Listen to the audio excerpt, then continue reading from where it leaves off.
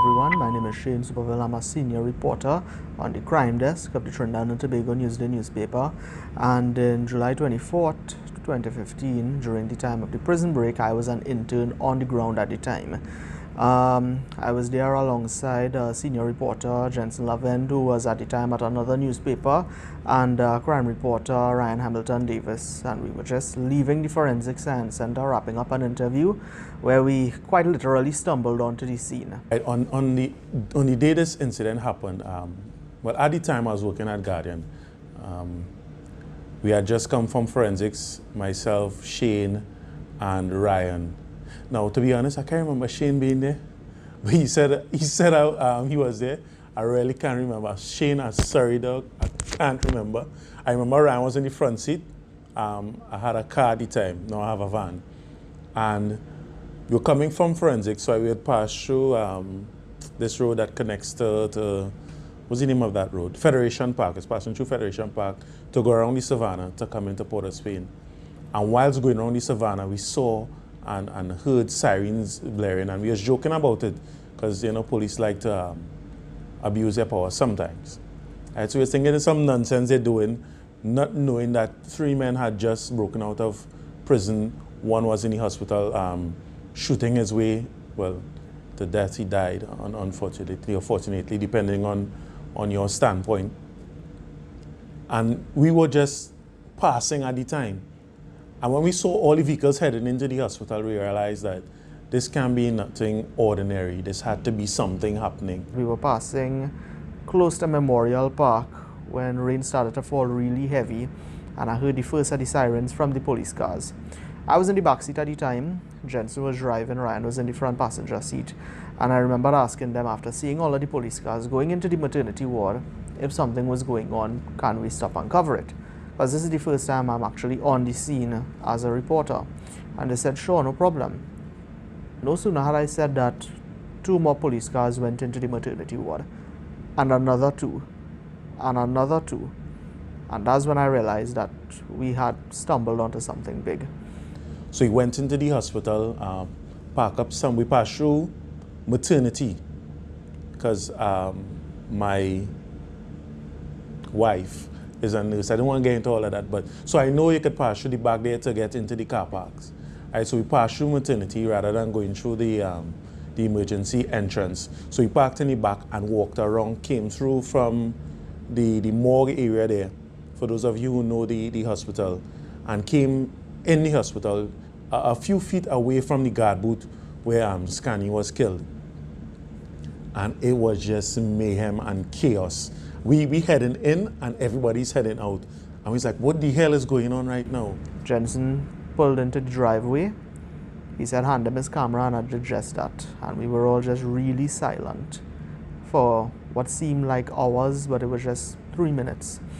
I was the first one out of the car from the back seat. And when I came out, I saw a police officer in full tactical wear with his assault rifle running in the opposite direction to where we were running, away from the guard booth, and he was on his radio talking to someone. And I remember this.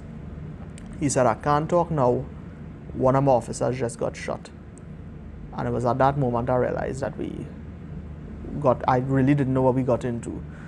And as an intern, being in the midst of it, you know, you sort of have this idea that something could happen to you because you're in a volatile situation, you're in a dangerous situation. Nothing could tell what happens next. But at the same time, the reporter part of me was like, make sure and take down the time this happened, make sure and interview people, because this could be nothing, but it could also mass out into something really big, and as history would have it, it was the latter. There wasn't as much information flowing through social media then as it is now.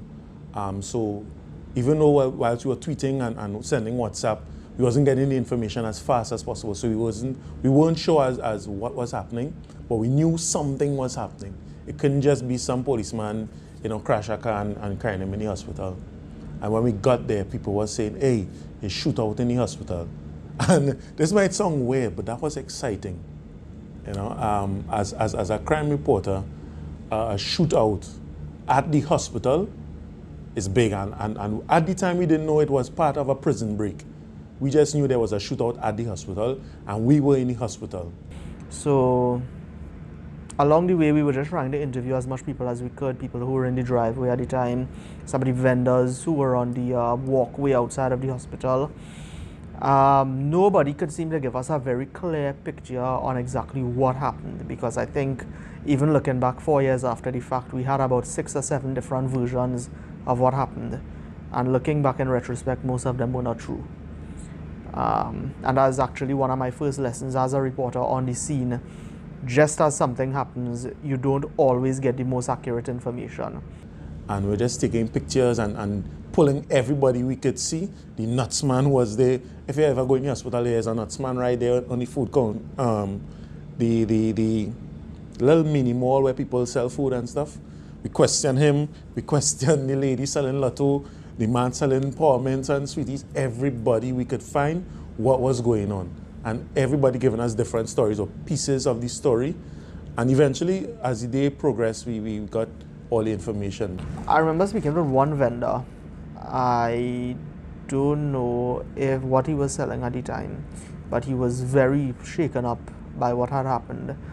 And he described to me how close the people were running to him and how scared he was at the time. And I really got to see, because it's one thing to look at these things through the lens of a camera or a TV interview, but to be there and to actually see how shaken up this man was, that you don't know if you're going to live or die. You know, it really had a profound effect on me. Honestly, we stayed in the hospital for a good couple hours, if I'm not mistaken. So I had no idea what was going on outside. And where we were, we had this wonderful, beautiful spot that was the envy of many reporters at the time. Because we were in the hospital. They were outside on Charlotte Street, getting as much interviews and whatnot. I didn't even know Prakash Ramada was outside by prison or wherever he was, taking pictures and being interviewed. All I knew, as far as I knew, we're in the hospital. There are police all over. We can't get out because they had the caution tape and they couldn't get in. Eventually, they allowed us to go back and forth. I remember stopping and asking, what's his name now, boy? He was DCP crime at the time. Hackett. Glenn Hackett was on the scene. I remember calling him and Hackett, what going on, boy? And he's like, just now, we'll talk to you just now. Eventually he came and he told us what was going on. And during that conversation, then I realized, hey, that other media outside, and they were allowing us to go back and forth. On the day of the prison break, I was actually here at Newsday working. Got the call, major prison break. So grabbed my stuff, head up there to the prison. They had a lockdown as soon as we arrived there. All the media were there. Heavy police presence. They had barricaded, locked off entire streets all around the perimeter itself. And I remember we were there for some time, waiting to talk to head prison officials, get some information. And information was slowly trickling in, liaising back with the editors here, keep them abreast of things. And I think while we were still there, we got the news that there was a prisoner at the Port of Spain General Hospital. So then we had a rush over there. And there was an incident, a shooting involving the prisoner.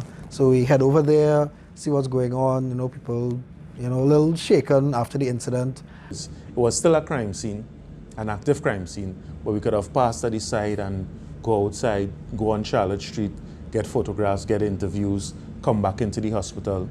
Eventually, they told all of us to get out and go on Charlotte Street, and where we remained there for a while.